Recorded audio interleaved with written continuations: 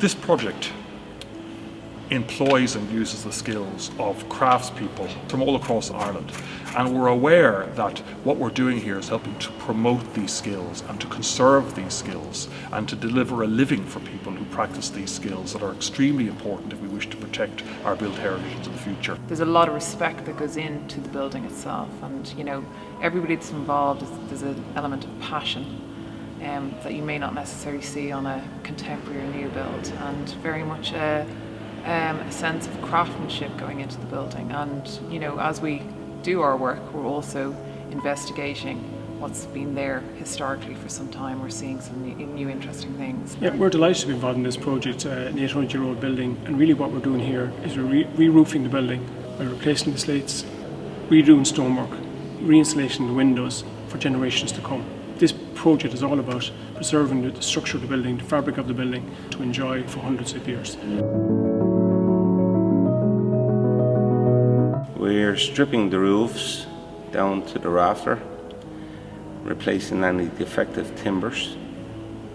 We're relining and resizing the lead gutters.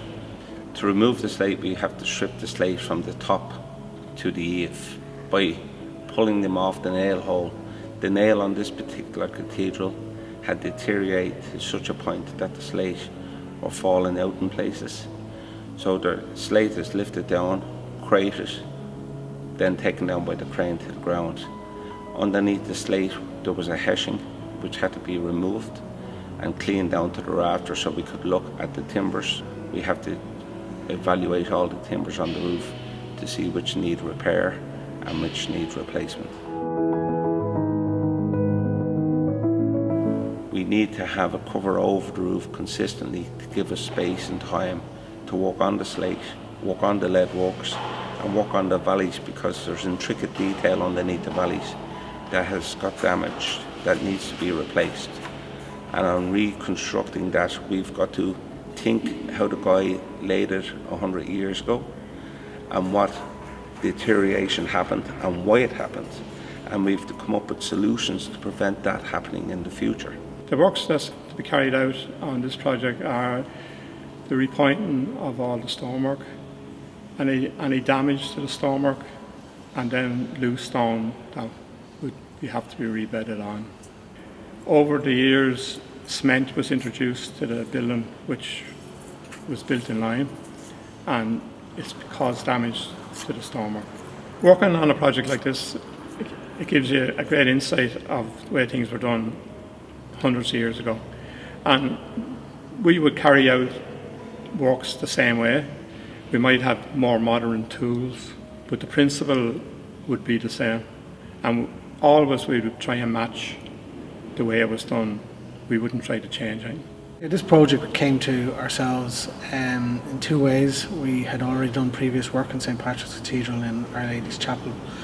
So Holy Wells and Common Studios worked side by side on this to basically fully conservation and restoration of the stained glass windows. The windows became an integral part of the actual process of how to restore the roof.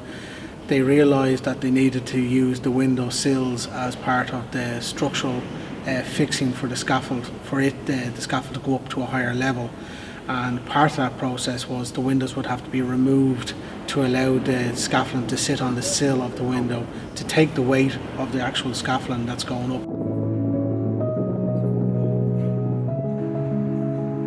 It is a great pride that my own studio, Conan Studios, is working side by side. It is something that we, strive to get conservation and strive to get restoration to a high standard in Ireland, and it's one of Conan Studios' almost paramount things that we've been trying to do for the last 10 years.